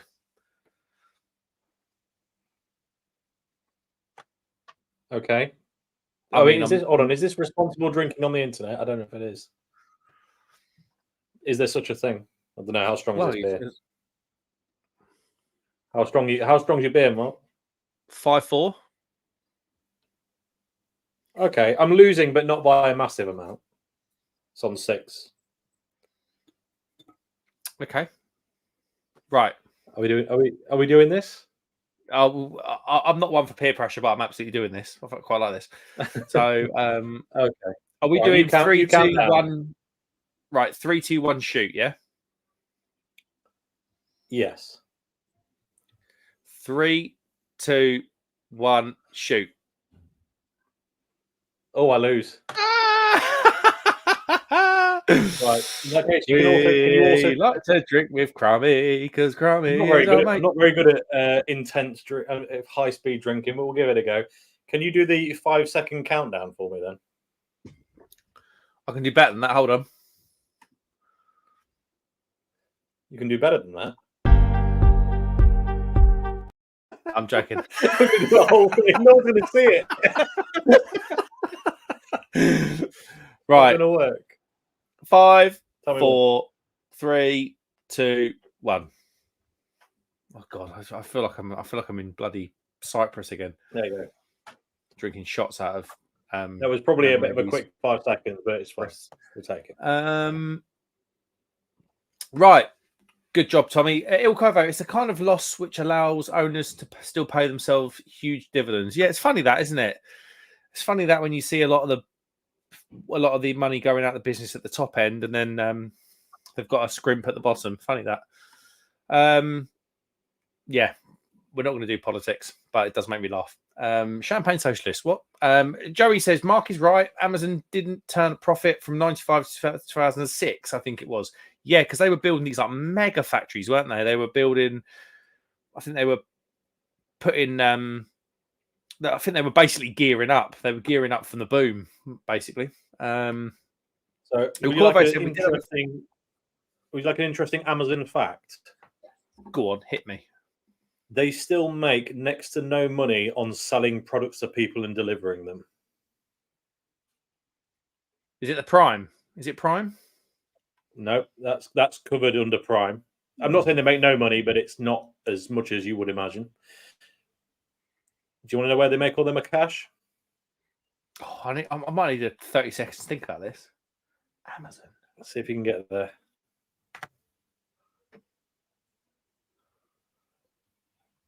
You got this? Is it? It wouldn't be their music subscriptions. I wouldn't have thought. Got the movies as well. I'll give you a clue. I'll give you a clue. Formula One. Real estate. Real estate. No. What is Amazon's relationship with Formula One? The kind of web services they provide. Amazon Web Services is where all their profit comes from. Yeah. Little buggers. Little buggers. Yeah, clever. That's why I live in a 4-bedroom house and Jeff Bezos is worth about 95 billion squillion quid. Luke John Frost says operations mean loss. Loss means they have overspent in one area, but not directly affecting profits. Ooh. Mark, questions about your internet. One, are you connected via the Wi-Fi? Yes, I live in Norfolk, so this is literally your dial-up. Two, have you ever checked your Wi-Fi channel is clear and not overlapping with your neighbours? Yeah, that's a good point. What does that mean? I'll talk you through this at a later date. Right. Okay. Thank you. Mosey Beer says silly autocorrect. No, I got you, mate. Not a drama at all. Luke John Frost says pay the board a ton of money and claim no profit for tax purposes. That's next on the cards for Brewdog. Who knows what's on the cards for them, mate? Joey says pay extra taxes to get better government services. That's been a thing over here. Sam Smalley, now short and stout beer reviews. Love that. I did see your announcement on YouTube the other day. Cheers, peeps. Good to see you, Sam. I hope you're well, mate. Luke John Frost says, cheers, Samster. Jimmy says, the Colonel sticker thing is true, at least in all the pubs near me in London. Yeah, I'm almost certain it is true. It even comes out to Norfolk like that. It's just annoying. Like, just send a pump clip out. Luke John Frost, talking of branding, Jack Daniels is particularly great, but due to branding, they have it spot on. Isn't particularly great, or I feel like that was meant to say that's meant to be isn't particularly great. I think he has a follow-up comment to it as well. You know what's even more annoying about that? Jack Daniels makes some incredible whiskey. It's just not the stuff you can buy in our supermarkets. But good business, I suppose. If you're selling to the bottom in the top. What he said in a garbled voice, something about selling to the bottom and then to the top. Howdy, Luke. Jimmy says they've got a bit of heritage now, but their dark beers are top in my eyes. Yeah, I think that's where the glory is with them. But yeah, their paler offerings do blend into one a bit for me. Yeah, I pale. I love the Azaka hop. I think it's properly underrated, the Azaka hop. I had a pale ale, single hop with Azaka, 5.6% or whatever it was, like proper ABV, proper beer. And it was the most forgettable drinking experience. Maybe I've had the wrong dark beers from them because I've really not had one that I thought was good. It was an export stout I had from them that was insane. And then I had... Was it a Castaigne? I found the export India Porter very meh. No, it wasn't an India Porter.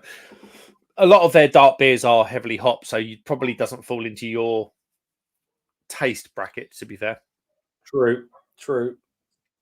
Mosey says, cheers, Sammy. Good day, Adam. Isn't particularly great. I thought so. Sammy says, 50 minutes left of night shift. I can feel more morning beers coming on, boys. Good for you, Sam. Hey, it's what they say? It's 5 o'clock somewhere or something. That's the thing, isn't it? Luke John Frost says, pour it through your beard, crummy. No one will ever know. That would have been a way around it, yeah. Il Corvo says Jack Daniels is always the top-selling UK whiskey of any type. It's not due to quality. Marketing and brand recognition trumps quality at a certain point. It's so true. Yeah.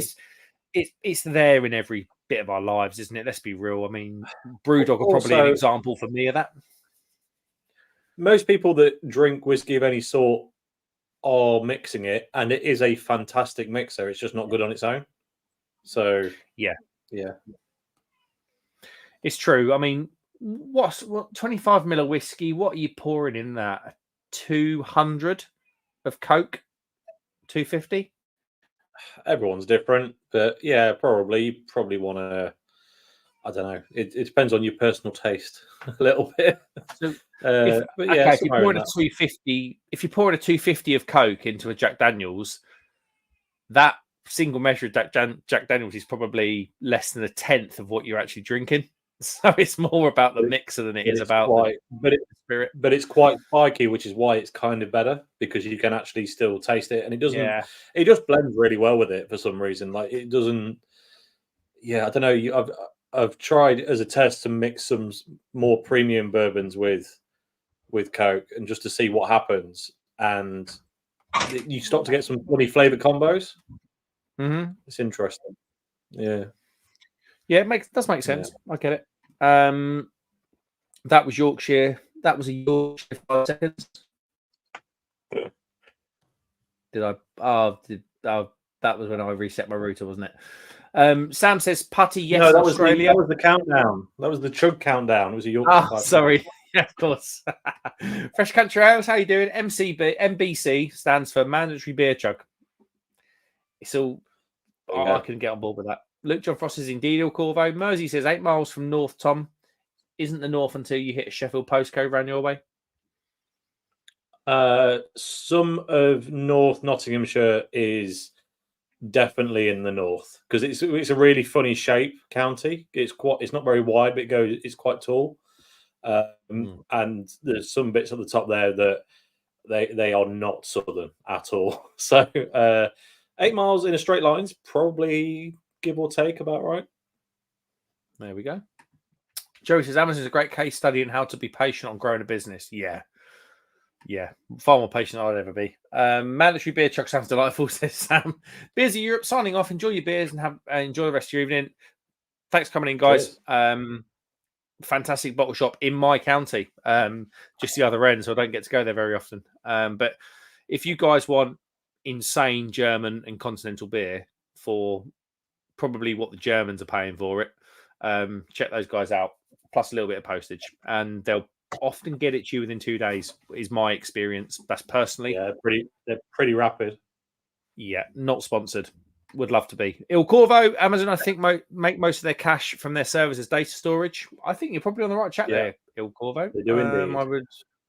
I'd give you that. Amazon are about to break ground on the 6th distribution center on Teesside. Buildings are humongous. That doesn't surprise me. They're a big old concern, aren't they? Joey says, my buddy Don works for Amazon. He routinely does 70 hours a week. Ooh. Yeah. I think they might be in the Brewdog ballpark with how they treat their guys on the bottom end, is my opinion. Joey says, I think it is the cloud hosting services. I think you're bang on there, Joey. Luke John Frost says, Mark's Wi-Fi. Yeah, it's true. The World Service, don't they call it? The World Service? Amazon World Service, they call it, Tom? Amazon Web Services. Web Services, there you go. Luke John Frost says, Mark's Wi-Fi giving off AOL vibes. Mate, I'm more Ask Jeeves around here with this internet connection. Joey says, Luke John, I had a guy who did the AOL sounds on my show way back when it was hilarious. Eric says, InBev, very neat. Yeah, that is incredible. InBev must have paid a lot historically to have got Budweiser in so many movies and TV series. Not just the beer, but also neon signs in the background. Well, they are kind of, Budweiser's probably one of the most recognisable brands in the world, isn't it? Yeah, and AB InBev aren't short of brands and they know how to market them. So yeah, I reckon there's probably some skullduggery back in the day. Jack Daniels sell 200 million more litres than the next biggest seller in the UK. What? wow. What? There's a stat. God, that's like a Wow. different market. Yeah. And that's just in the UK. God. And that's also more, not the total. That's insane. God. Does anyone know how many litres Jameson sells in the UK? Because that'd be really interesting to compare. Yeah. Also, or JD in total. I'm sure Luke's on it. Or litres, JD in total, yeah. Jimmy Rushworth, Drury While lads. you're reading this, I'm looking for a wee. No, it sounds good. Jimmy says, Drury lad, avoiding jokes. Nice to see you back online. Your quitting video made me a bit sad, albeit I got your reasons. Picked up 10 Baron beers yesterday on a lovely pale, 500ml cans. Beautiful. Baron are mental good. Mental good. I think their branding probably holds them back a little bit in terms of being noticed more. But they're probably, if I'm buying hop forward beers, they're probably in my top 5 in terms of breweries that I'd look at. Yeah, Baron are incredible. And are they over in Hertfordshire or somewhere, or Buckinghamshire? So not far from you, Jim. Joey says, show me the way to the next whiskey bar. Crummy, check out Travel and Brews. I've just done the top 12 whiskey neat. A lot of corn forward bourbons on the list. I'm sorry, mate. It's just, Luke, if I don't come back to it, remind me and I'll tag him for that. Il Corvo says, in my early 20s, I remember going to Spoons and asking for a whiskey neat. The bartender looked at me quizzically, then said, sorry, do you mean with Coke? Hey, the Switherspoons for you. Luke John Frost is not wide but tall. Got your measure, Tom. Merseyville says, Nottinghamshire is definitely all the East Midlands. Yeah, to be honest, Nottingham's massive. Like, when you drive from me, you hit the bottom of Nottingham, you drive all the way through. So when I used to go and see John at Lord's Brewing Company, or John at Nerd in Motion now on YouTube, you'd be in Nottinghamshire for literally 30 days before you got to Yorkshire. It's ridiculous.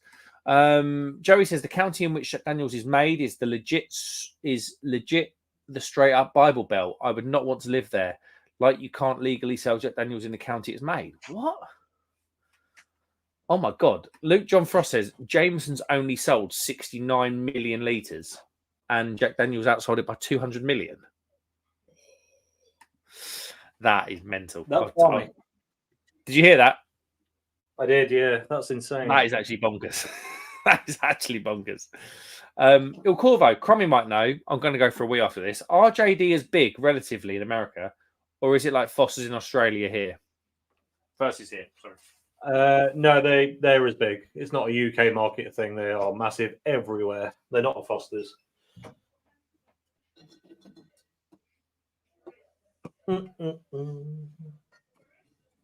Right, he's run away.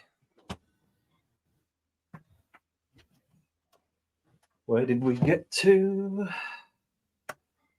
Joe says Jack Daniels should start buying prisons in America and cut out the middleman on the whiskey to prison pipeline. I'm sure that's a thing. Neil says, I need to send you guys a bottle of the Old Shrimper from the Southport Brewery. I look forward to this beer every winter. It's sensational. I posted it last week. Is that the one you messaged me about? It did look very good indeed. And Luke John says, I think JD and being in a dry country is good for business and marketing. Oh, dry county. Yes, it is. Well, there's a whole weird thing there in the US, dry counties. Dry counties. Oh yeah, they do have that, don't they? Because America is really difficult to get your head around. So in the UK, we have the same taxes everywhere, whether it's income tax, sales tax, and all of that other weird tax stuff that I just don't have a clue about. Not quite. Scotland and Northern Ireland can be different. No, that's fair. That's fair. That's fair. That is fair. But like VAT would be the same, but Scotland might have a different alcohol tax level or whatever else, or some sort of unique laws. Whereas you can't buy booze in Scotland before 10 a.m. or 11 a.m. Yeah, little things like that. It's weird, sort of, kind of like, yeah, little individual They things. can. Whereas, They do have different income tax levels as well. Their higher brackets Do are they? different. oh, fair enough.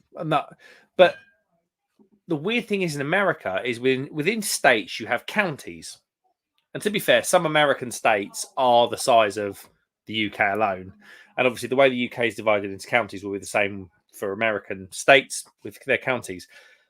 When I lived in America, it would be you would fill up your car in a certain county within the same state because the sales tax was different and it would be cheaper, like noticeably cheaper.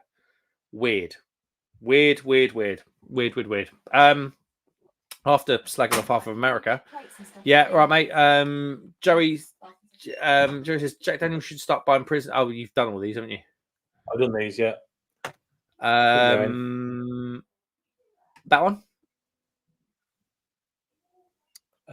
Yes. Why is America split into counties when they never had counts? That's a good question. Because they stole the idea from us, or rather, we took the idea over there. One of the two. Mersey Beer says, reminder for Mark for the Tom messages he missed whilst gone driving to Father footage, but now listening. Yes, there were some actually. Oh, well done, Mersey. I now have to find them. Chat admin. Crummy, check out Travel and Brews. I've just done top 12 whiskey, a lot of corn forward bourbons. Yeah, hold on, let me go. Let me scroll up and read these. Who was that from? That was Luke John Frost, I believe. About Travel and Brews. About 6:15. Il Corvo, okay. Crummy might know. Are JD as big relatively in America, or is it like? Have we done that one? I did that one. Yeah, I think repost your comment. Sorry, guys, if you want me to read something, repost your comment and I'll get it out. And Neil Long says at Mosey Beers had it last week in the guest house on cask. Pretty blooming special. The conditioning was amazing. What was that for? Old Scrimper. Gotcha. Yeah, gotcha. Yeah, and he sent me some. Neil Long sent me some photos on Instagram. It did look. He sent me them. He sent me them too. He was very pleased with that pint. Yeah, he was, wasn't he? It looked good. Neil Long genuinely goes on the most amazing beer adventures at Funketeer 79, I think, on Instagram. Might be 69. Might be 69. Could be 69. No, hopefully it is. Luke John Frost says it's like how the US have 5 different levels of law. Some I think have more bonkers. It's a weird thing to get your head around when it gets into the legal technicalities. Joey says we have an 8% sales tax in Ohio, but like beer in my county is more expensive because there is a sin tax to pay for the stadiums downtown. It's just like, what? It's just like the land of the free. It just doesn't seem right. Neil Smith says, iron up my can of Baron's 124 Snake double IPA. That will be, even though it's Citra, that'll be mentally good. Citra Monster. All sounds dark days for craft beer. So what will be the breakthrough brewery of 2024?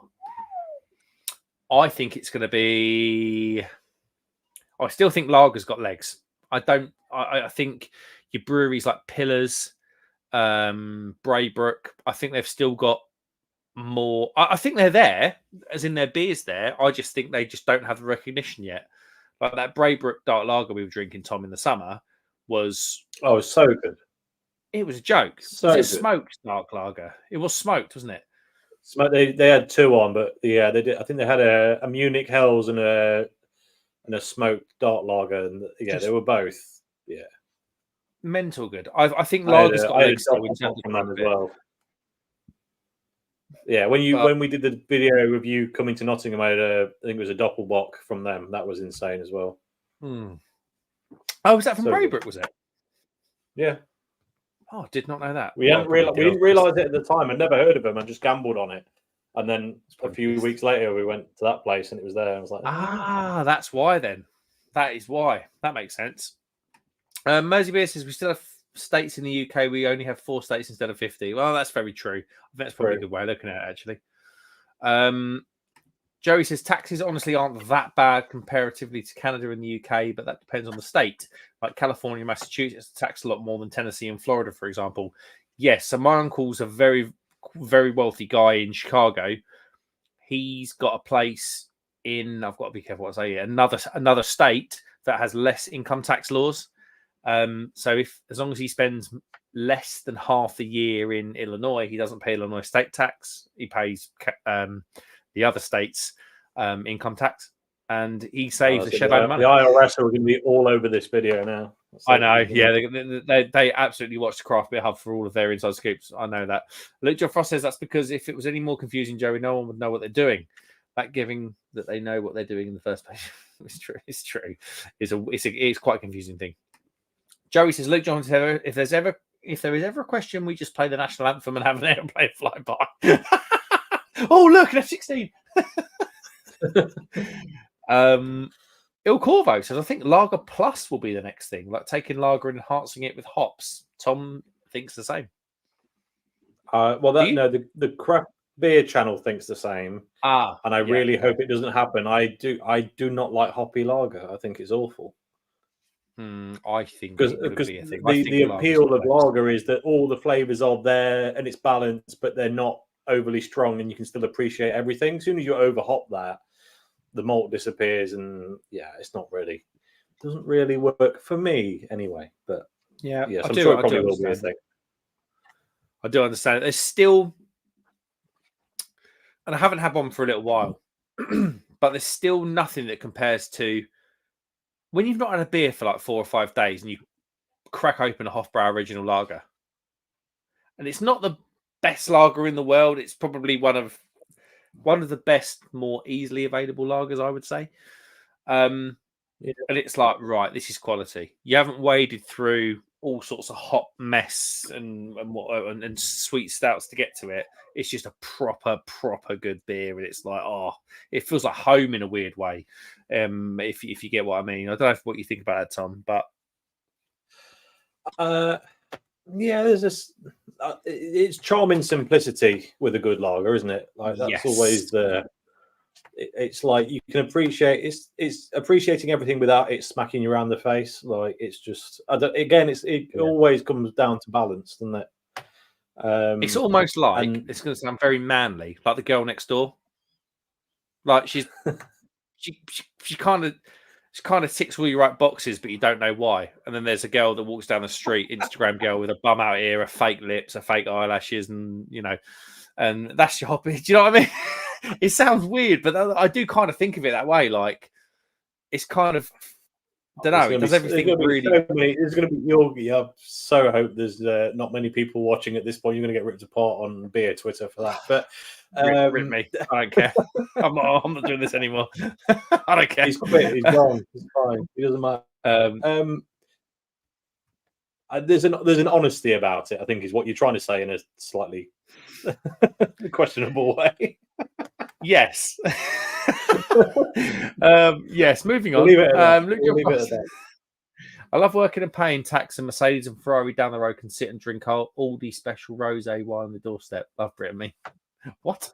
Luke John Frost says you certainly love that anthem, Joey. Did they do? Eric Goodland says Il Corvo, maybe and also extra strong pale lagers will become a thing, perhaps inspired by the German Maibock.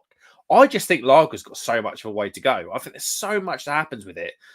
I mean, lager isn't that kind of horrible pale liquid that sits at 3.8%. Lagers can go up to like 7%.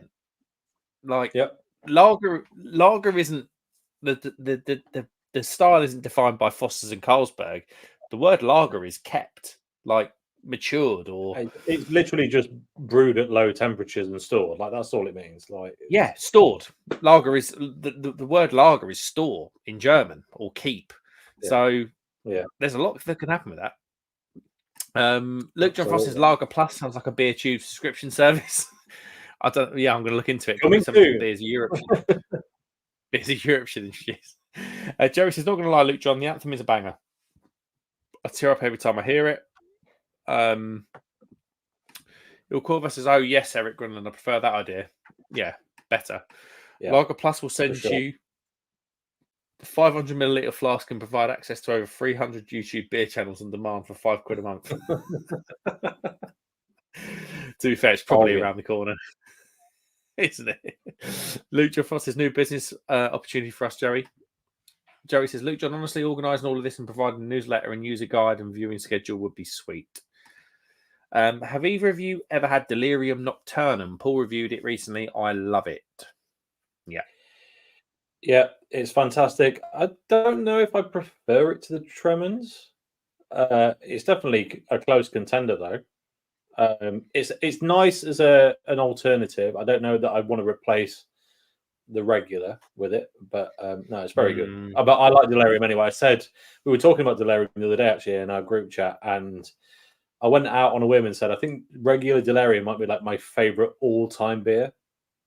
Yeah, it is really, really good. I mean, I had Nocturnum on keg over a year ago at the Belgian Monk in Norwich, and I had a half, and whilst I was waiting for friends, and I was on my own, where you're just like not on your phone, you're not thinking and talking to anybody, and it was an incredible drinking experience. Being in that environment, it's kind of like stained, sort of yellow stained walls that they do in these Belgian places. It was an incredible experience. But I agree with Tom. I think Tremens is just mental good, underrated as a beer. And you don't know. It might come in vogue if the Belgian beer thing kicks off. You just don't know. It's true. Do not know. It's true. And Lucian Frost. It's funny. There's way better Belgian beers out there, but for whatever reason, that one just like residually keeps coming back. Like, yeah, I could definitely have one of those. I don't know why. It's just always there, and it's always consistent. Yeah. And if you drink two of them, then you know you're not going to remember the next 48 hours, which is impressive. 7.4 or something. Yeah, they're strong. They're not ridiculous, but it has an effect that other things don't. I'm not sure that's a good thing, but yeah, crazy stuff. Yeah, loopy juice. No, I'm with you. I think Le Chouffe. I think in terms of my favourite Belgian beers, the Le Chouffe Rouge is like up there, and it's now available in like Tesco, which is just absolutely mental. But yeah, Delirium is it's a beery institution, isn't it? Certain thing that is a beery institution for sure. I can't remember where the hell we got up to. Mark thought we caught up. Oh yeah, Mark thought we caught up, but then I had to think again. Thanks, Luke. Joey says right, he has no idea about the random things we can talk about. It's true. Could play this cat and mouse game all night long.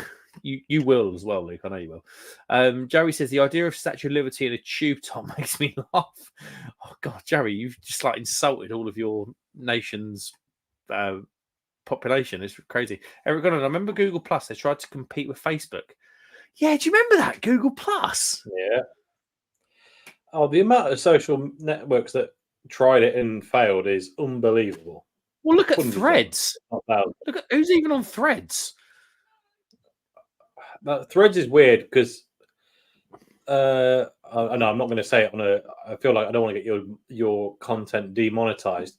But I logged into Threads for the first time in about 3 months a few days ago, and I was bombarded by posts from people that I didn't follow, and all around a very, I'm going to say modern and in some circles controversial subject. That's all I'm going to say. I have done nothing to interact with this subject whatsoever. It's just that it was like, what is going on here? Tom follows OnlyFans. Right, Joey, was it OnlyFans? I wish it was. We'll talk later. Okay.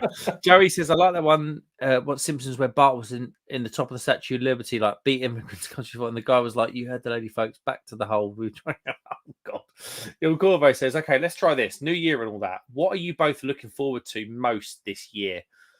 Is this beery Il Corvo, or is this like in general?" Yeah, let's get a clarification on beer or general. Let's do both. Beery, Tom. You first, mate. What are you most looking forward to?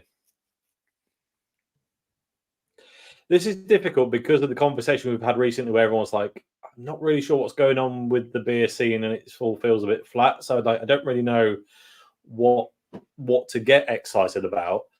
I am actually quite excited by the prospect of a cask revolution if it happens. Yeah. I proper love old school old man beer, like I really do. I like all beer. That's why I do this chat. That's why I do my channel. But being able to go out and have a variety of 3.5% to 5% high quality cask offerings is something I've not experienced for a while. I would quite enjoy that. Yeah, I get that. I mean, beer for me, what I'm most excited about, I think that we're going to see. I mean, we talked about it earlier with Pillars, Braybrook, and there's some certain other breweries that are kind of known for their lagers, like Duration doing a fantastic Italian Pilsner. Worth mentioning Hackney Church for their Halo Helles lager. I think we're going to see better quality British brewed lagers, and I'm quite excited for that. Because the German stuff is okay, but like it does kind of, you don't want to buy 5 bottles of Hofbrau. You'd rather buy, if you're going to go to a bottle shop, if you can get some good German inspired lager or Czech inspired lager from 3 or 4 different breweries, I think that's a really exciting thing. Outside of beer, what I'm most excited about, my holidays. I've got skiing coming up in a couple of weeks. A week before, I'm in Munich. We're going away to France in the caravan, because we've now got a caravan. That's a thing. I think is that a thing since I joined YouTube or not? I can't remember now, but since I left YouTube. Yeah, I think it might have been before. The VW I'm not sure is you going. talked about it much, though, but... No, VW is going. We've got a caravan. Really excited for that. But yeah, what about you, Tom? Outside of beer? I've not planned any holidays yet, so it's a bit difficult for me to get excited about those at the minute. You don't plan, though, do you? You do lots of last-minute stuff. We do lots of last-minute weekenders because of the van, which is nice, but we normally plan our actual weeks off quite early in the year. We need to do that pretty soon. Away from that, I don't know. You know what? I feel like I've just been like coasting. I don't want to say. Well, I was going to say the word coasting, but that sounds like you're not doing anything. But just like I've had quite a few, probably a month or so now, of like not really planning much, or those plans came in last minute. Like especially around Christmas and stuff. Like probably by the 15th of December, I didn't have any real plans, but then everything came in within a week of it happening, if that makes sense, and ended up doing quite a lot. I've been quite enjoying just kind of, not having too much in the diary and doing whatever. I've got a beery trip to Burton-on-Trent coming up, which is going to be interesting. Hello. Yeah, so obviously not renowned for producing great beers right now, but a lot of historical value there in terms of brewing. I don't think it will make a video, actually. It's for a friend's birthday, so I don't want to... I mean, if there's something I can't pass up, I'll definitely break the phone out and do some footage, but I'm not expecting to do a video, but that might change. And I've got plans to go down to Oxford as well, but this is all beer related. Away from that, I'm not sure yet. I want to say I've been just kind of riding the post-Christmas wave for the last couple of weeks. I'm not giving it a lot of thought. I don't know what's coming up. We'll find out soon, hopefully, maybe. Sounds good, mate. It sounds like you've got some good adventures. Come to Norwich. I'm telling you, anyone that wants a beery adventure, Neil Long, you're one. You are one. Come to Norwich. The most underrated. Waiting for you to organise it, mate. All right, I'll text you in a minute. The door is now in shot. So you'll notice, actually, I'm very proud of this. Have you noticed every time I've left the room, the door's not squeaked? My door used to habitually make a terrible noise. Has Mrs. Crummy Beard walked in? She has, yeah. But more importantly, I fixed the squeaky door. To be fair, it now feels like a Crummy Beard live stream because we've had the chatter of husky claws on the laminate. Yeah, you can hear the chatter. They're all in here. Hello, what are you all doing? You're at MCB? Yeah, they're all causing. I'm alright, how are you? Yeah, very, very well. Happy New Year to you. You too? Have you got a glass of wine? I have not. She's not. Are you okay? You feeling all right? I don't know. Well, She's telling I feel like she's miming that she's trying to ease off post Christmas, which is fine. I'll give it a rest. What a rubbish dry Maybe January. Honestly, all these people going, I'm going to do dry January. Even Paul and Michelle from Rate My Beer. I love those guys.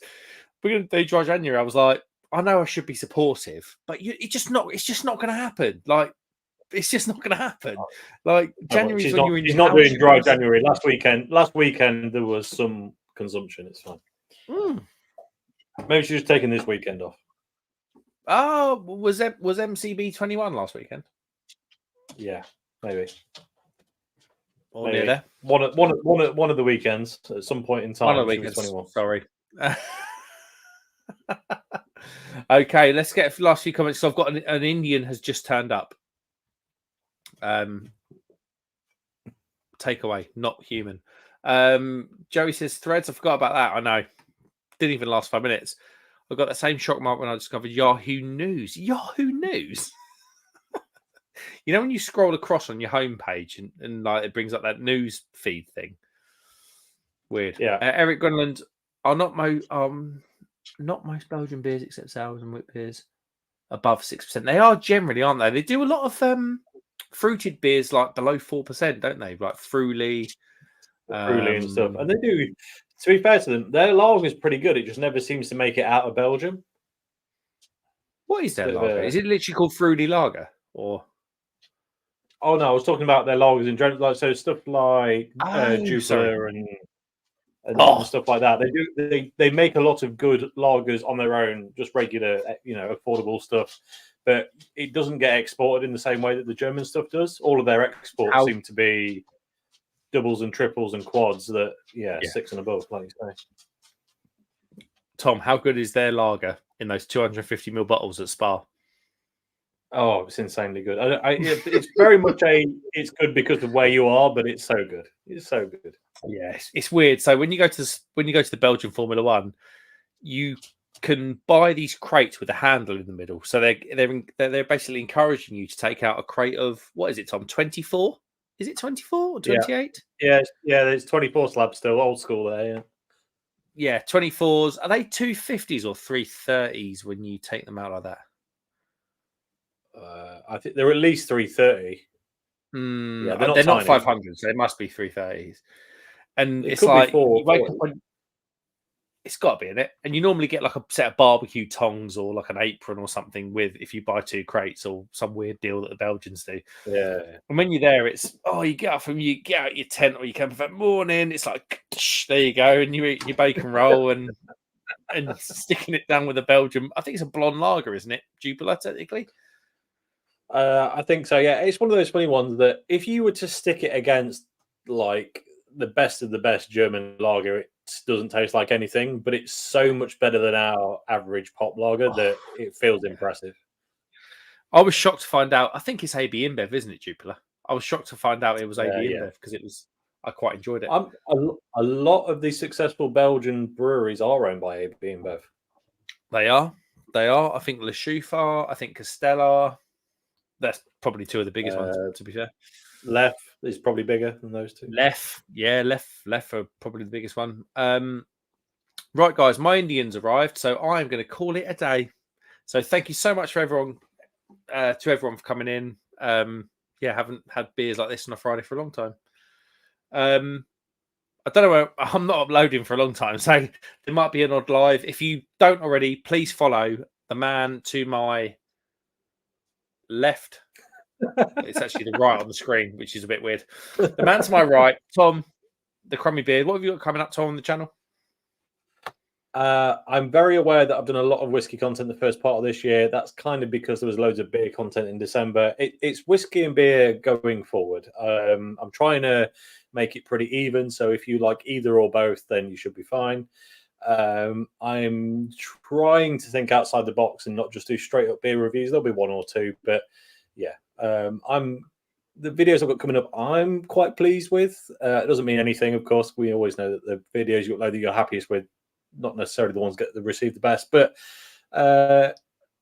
just general beer and whiskey content is all I can really say at this point. There's nothing above that, but yes, I think it's going to be good. I think it's going to be a good year. I have high hopes. Lovely. Well, guys, I've not got anything coming up on my channel, so go and follow the Crummy Beard if there's nothing here. He's going to be live most Fridays because he gets bored. That's what's going to happen. It'll be the odd live. I've got so much coming up. I'm in Scotland next week, and I'm up in Perth randomly this time next week. So, but yeah, guys, thank you so much for coming in, and thank you for all your messages when I sort of said I was going to call it a day. Generally, yeah. Thank you very much. So many of you reached out, and I appreciate that. Happy New Year to you guys. Like and subscribe if you'd be so kind. I will see you on the next one.